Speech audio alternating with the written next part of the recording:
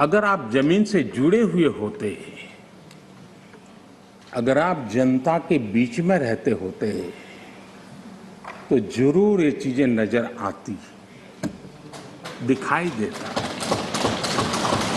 लेकिन दुर्भाग्य ये है कि आप में से बहुत लोग ऐसे हैं जिनके सुई कांटा 2014 में अटका हुआ है और उससे वो बाहर ही निकल नहीं पाते हैं, और उसका नतीजा भी आपको भुगतना पड़ा है। आपने जो अपने आप को एक ऐसी मानसिक अवस्था में बांध के रखा है, देश की जनता आपको पहचान गई है। कुछ लोग पहले पहचान गए, कुछ लोग देर से पहचान रहे, और कुछ लोग आने वाले समय में पहचानने वाले हैं। अब देखिए, आप जब इतना सारा लंबा उपदेश देते हैं तब भूल जाते हैं 50 साल तक कभी आपने भी देश में यहां बैठने का सौभाग्य प्राप्त किया था। और क्या कारण है कि आप सोच नहीं पाते। अब आप देखिए, नागालैंड के लोगों ने आखिरी बार 1998 में कांग्रेस के लिए वोट किया था, करीब 24 साल हो गए। ओडिशा ने 1995 में आपके लिए वोट किया था, सिर्फ 27 साल हो गए, आपको वहां एंट्री नहीं मिली। गोवा में 1994 में पूर्ण बहुमत के साथ आप जीते थे, 28 साल हो गए, गोवा ने आपको स्वीकार नहीं किया। पिछली बार 88 में त्रिपुरा में वहां की जनता ने वोट दिया था, करीब 34 साल पहले त्रिपुरा में। कांग्रेस का हाल है यूपी, बिहार और गुजरात। आखिर में 1985 में 1985 में करीब 37 साल पहले आपके लिए वोट किया था। पिछली बार पश्चिम बंगाल में वहां के लोगों ने 1972 में करीब 50 साल पहले आपको पसंद किया था। तमिलनाडु के लोगों ने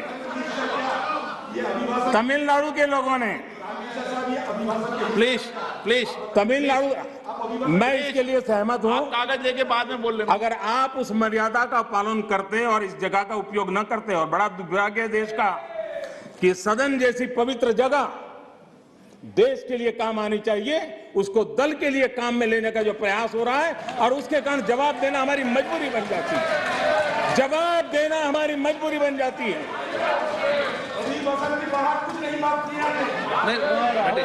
माननीय अध्यक्ष जी, तमिलनाडु आखिर में 1962 में, यानी करीब 60 साल पहले आपको मौका मिला था। तेलंगाना बनाने का श्रेय लेते हैं, लेकिन तेलंगाना बनने के बाद भी वहां की जनता ने आपको स्वीकार नहीं किया।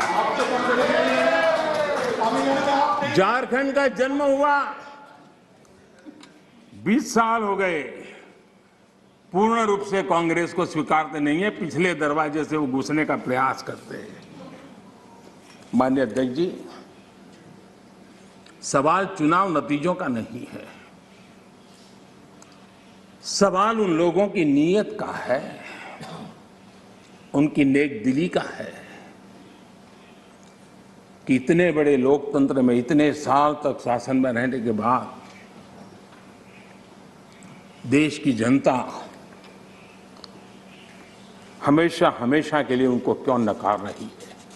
और जहां भी ठीक से लोगों ने राह पकड़ ली, दोबारा आपको प्रवेश करने नहीं दिया है। इतना सारा होने के बावजूद भी हम तो एक चुनाव हार जाए ना, महीनों तक न जाने इकोसिस्टम क्या क्या करती है, इतना सारा पराजय होने के बावजूद भी न आपका अहंकार जाता है, न आपकी इकोसिस्टम आपके अहंकार को जाने देती है।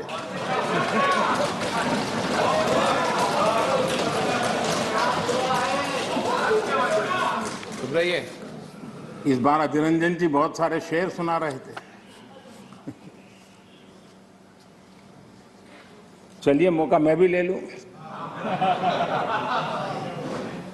और जब अहंकार की बात मैं कर रहा हूं तब तो मुझे कहना ही पड़ेगा, वो जब दिन को रात कहें तो तुरंत मान जाओ, वो जब दिन को रात कहें तो तुरंत मान जाओ, नहीं मानोगे तो वो दिन में नकाब ओढ़ लेंगे।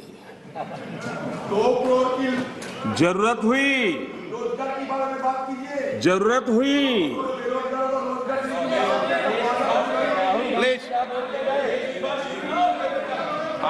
जरूरत हुई तो हकीकत को थोड़ा बहुत मरोड़ लेंगे। वो मगरूर है, खुद की समझ पर बेइंतहा। उन्हें आईना मत दिखाओ, इन्हें आईना मत दिखाओ, वो आईने को भी तोड़ देंगे। माननीय अध्यक्ष जी, इस सदन में गरीबी कम करने के भी बड़े बड़े आंकड़े दिए गए, लेकिन एक बात भूल गए,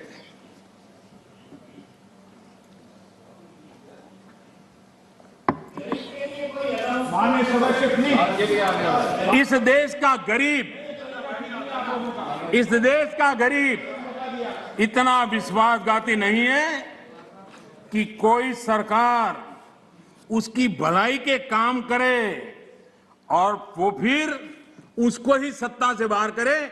ये देश के गरीब के स्वभाव में नहीं है। आपकी ये दुर्दशा इसलिए आई क्योंकि आपने मान लिया था कि नारे देकर के गरीबों को अपनी चुंगाल में फंसाए रखोगे, लेकिन गरीब जाग गया, गरीब आपको जान गया। इस देश का गरीब इतना जागरूक है कि आपको 44 सीटों पर समेट दिया, 44 सीट पे लाकर के रोक दिया। कांग्रेस 1971 से गरीबी हटाओ के नारे पर चुनाव जीतती रही थी। 40 साल बाद गरीबी तो हटी नहीं, लेकिन कांग्रेस सरकार ने नई परिभाषा दे दी। माननीय अध्यक्ष जी, देश के नौजवानों ने इन बातों को जानना बहुत जरूरी है। और अध्यक्ष जी, आप देखिए कि ये डिस्टर्ब तब करते हैं कि उनको अंदाजा आता है चोट बड़ी गहरी होने वाली है। उनको मालूम है कि मुसीबत में फंसे हैं आज, और कुछ लोग बोल करके भाग जाते हैं और झेलना ऐसे बेचारों को पड़ता है।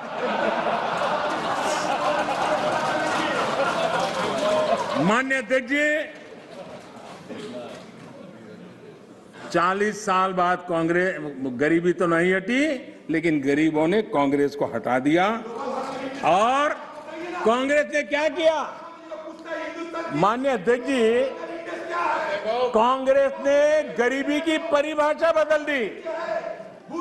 2013 में एक ही झटके में उन्होंने कागज पे कमाल करके 17 करोड़ गरीब लोगों को अमीर बना दिया।